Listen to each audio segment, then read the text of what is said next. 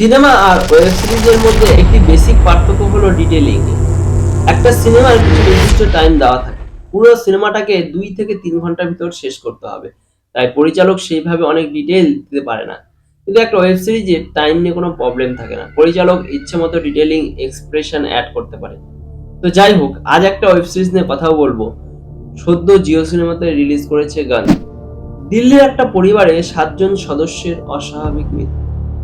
অস্বাভাবিক এই কারণে যে 7 জনই একটি ঘরে একসাথে গলায় দড়ি দিয়ে ঝুলে আছে এবং তাদের প্রত্যেকের হাত পা ও মুখ বাঁধা। এই কেসে তদন্ত করার ভার পড়ে ইন্সপেক্টর গাদার সিং এর। এখন এটা হত্যা নাকি আত্মহত্যা এটা খুঁজে বের করা নেই পুরো গল্প। বলে রাখি, এটা দিল্লিতে ঘটে যাওয়া একটা সত্য ঘটনার নিরিখে তৈরি করা, যে ঘটনার ঠিকঠাক কোনো সমাধান আজও দিল্লি পুলিশ খুঁজে বের করতে পারেনি।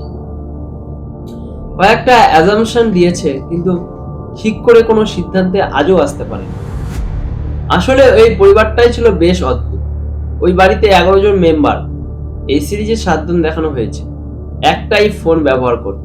বেশিরভাগ সময় তারা বাইরে থেকে খাবার অর্ডার করে খেত, এমনকি ওরা কোনো প্রতিবেশীর সাথে একদম মেলামেশা করত। এই ঘটনা নিয়ে নেটফ্লিক্সে একটা ডকুমেন্টারি আছে, যেটা অনেকটা বেশি ইনফরমেটিভ।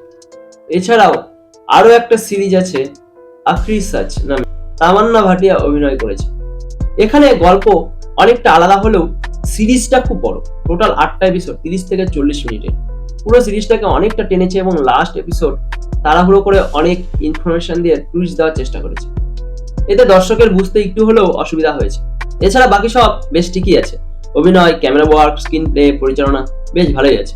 তবে আলাদা করে বিজিএম কে সাধুবাদ জানাতেই হবে।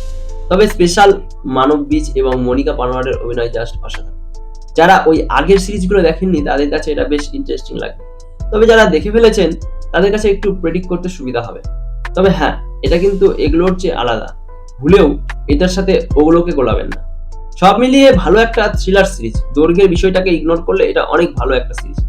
যদি কেউ এই সিরিজগুলো দেখে থাকেন তাহলে কমেন্ট করে জানাবেন, আর এই সিরিজ দেখা হয়ে গেলে আপনাদের কেমন লেগেছে অবশ্যই জানাবেন।